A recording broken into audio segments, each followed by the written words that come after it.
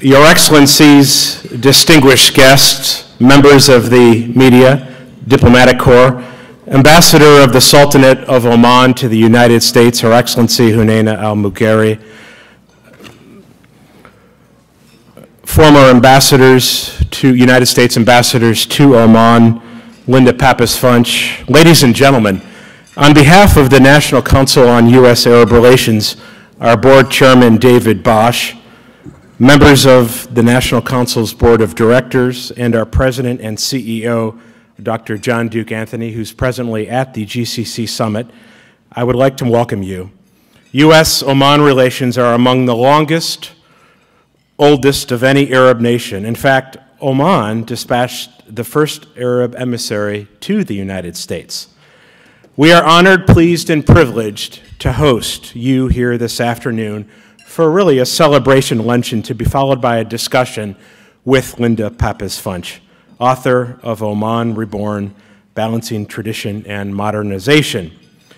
On your chairs are copies of this wonderful contribution to American knowledge and understanding of Oman. After the discussion at the table adjacent to me, Linda has agreed to sign books for those who wish to have an autographed copy. If you did not receive a copy of today's book, rest assured we are told that the publisher will be making other copies available forthwith. I also want to acknowledge and thank today's co-hosts, the Ronald Reagan Building and International Trade Center, for helping us secure this wonderful venue. As the largest structure, 3.1 million square feet in Washington, D.C., this building is owned by the people of the United States of America and the General Services Administration, operated by a private contractor, Trade Center Management Associates. As the first and only federal building dedicated to both government and private use, it is mandated by the United States Congress to bring together the country's best public and private resources to create a national forum for the advancement of trade and mutual understanding. The building and its management represent America's commitment to bringing trade, competitiveness, understanding, and globalization center stage here in Washington, D.C., while fostering meaningful dialogue that will shape the nation's economic future and positively impact international relationships.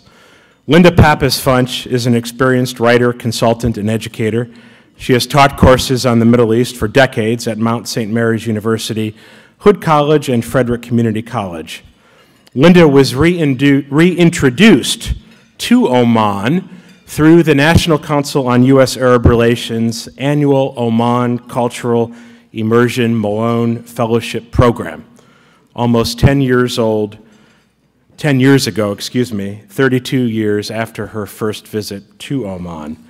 After this two-week visit to explore Oman's people, land, society, and history, Linda took it upon herself to share her experiences with others and used her creative writing and photographic talents to persuade her own hometown paper, the Frederick News Post, to run a series of articles about Oman and her experience. Linda has also volunteered on her own time and expense to return to D.C. to brief the National Council's annual delegations heading to Oman. For those of you who are not familiar with the National Council's Oman programs, I am pleased to share with you publicly that next spring will mark the 20th year that the National Council on U.S. Arab Relations has been introducing Americans like Linda to Oman. If that is not enough, in 2015, the National Council added 2 Oman study visit programs, one in August for 10 academic faculty like Linda, and another that will depart in less than 2 weeks, comprised of more American university faculty, to discover and learn about one of the Arab and Islamic world's most geographically diverse and beautiful, as well as fascinating, countries.